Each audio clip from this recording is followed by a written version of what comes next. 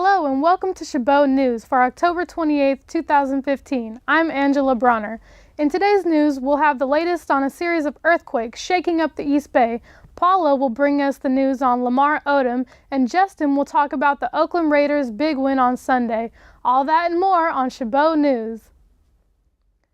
The East Bay has seen more than 200 small earthquakes in recent weeks, part of a swarm that started October 15th. Most of the quakes were centered on or around the Crow Canyon Country Club near the border of Danville and San Ramon along the Calaveras Fault. Seismologists have said that there isn't anything to fear over the swarm. They say that the Calaveras Fault is releasing tension and the chance of a quake above magnitude 6.7 is only 7% within the next 30 years. Many residents of the area get concerned as California is common ground for earthquakes, including the major 1906 San Francisco and 1989 Loma Prieta quakes that caused damage to the Bay Area. There were no reports of damage or injuries from any of the small earthquakes.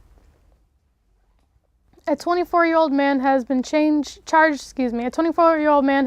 with murder for the death of his girlfriend's 18-month-old son last year after the woman came forward and accused him of months of abuse.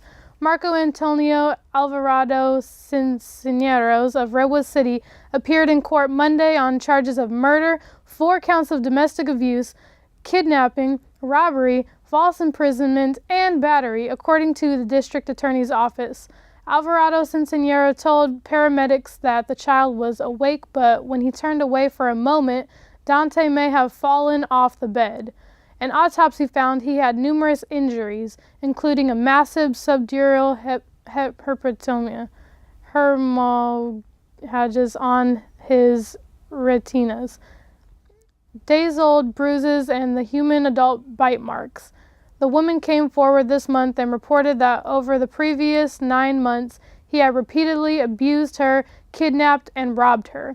Alvarado Cisneros remains in custody without bail. He is scheduled to appear in court again next Monday. If you didn't believe the #1 rule of real estate before, you will now. Location, location, location is key. The wooden shack in the Outer Mission neighborhood was on the market for $350,000 for only 10 days. It received 6 offers. It is now officially sold as of Thursday, and the former owner gets to walk away with a whopping $400,000. There was a fight for it, the retailer Brian Tran said, but they made an offer we couldn't refuse. One man wanted to purchase the shack to live in it, but he lost the bidding war. The famous shack was built as a relief house in 1906 after a major earthquake ripped through San Francisco and destroyed more than 80% of the city. The fixer-upper is considered a historical property and cannot be torn down or undergo significant changes. Therefore, the new owners are very limited to what they can do. Now it's time to send it off to Paula with the latest scoop on entertainment. E! News confirmed that Keeping Up with the Kardashian star and the former Los Angeles Laker player are calling off their divorce. Khloe Kardashian's attorney, Laura Wasser, went into court Wednesday morning and asked the judge to withdraw the divorce petition that was awaiting a judge's signature.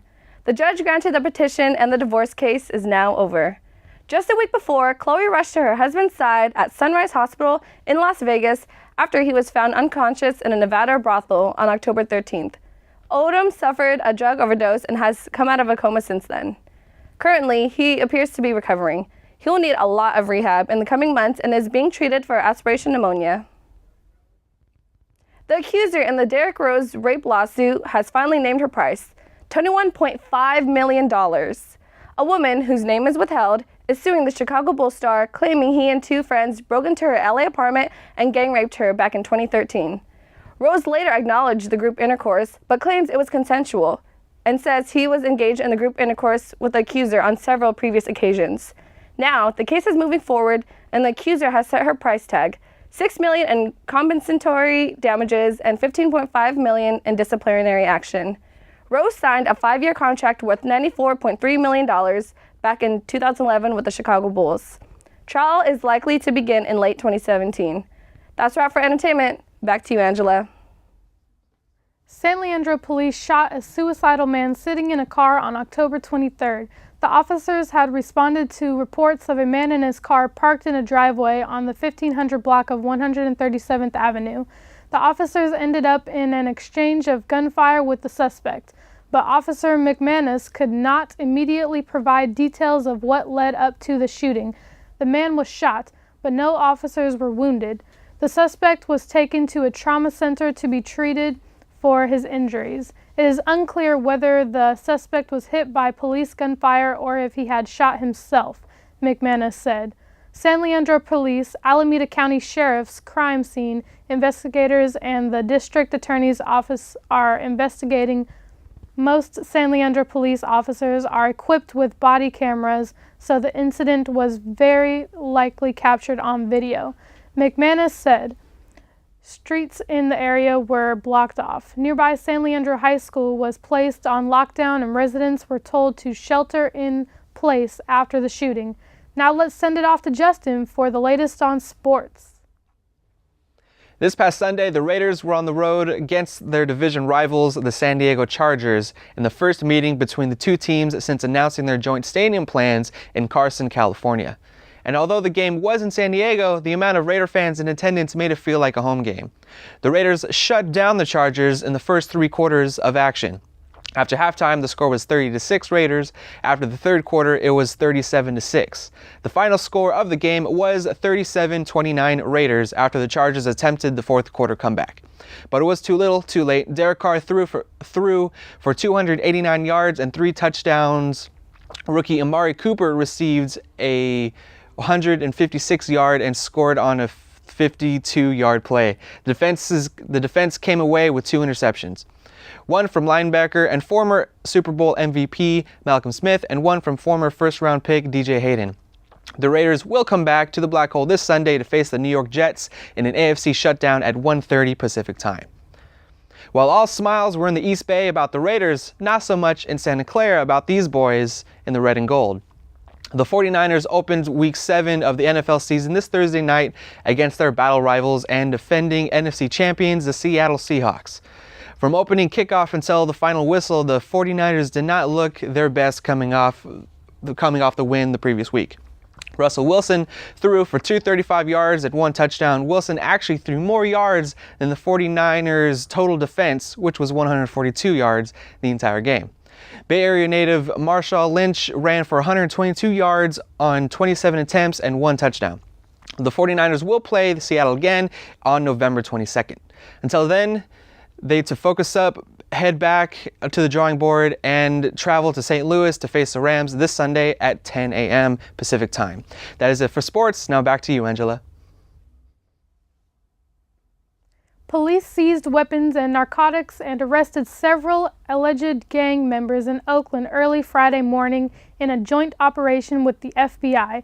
Police served the multiple search warrants at different locations throughout the city, focusing on suspects who were involved in several violent crimes, according to police. During the searches, authorities seized 4 firearms, including an assault rifle with a 100-round drum, 10 pounds of marijuana plants, 3 ounces of cocaine, and 1 ounce of heroin, police said. Though through the city's Operation Ceasefire program, police gave the alleged gang members the opportunity to take services the city provides that would help them get jobs and access education, according to police. The alleged gang members chose not to accept the services and 15 people were detained.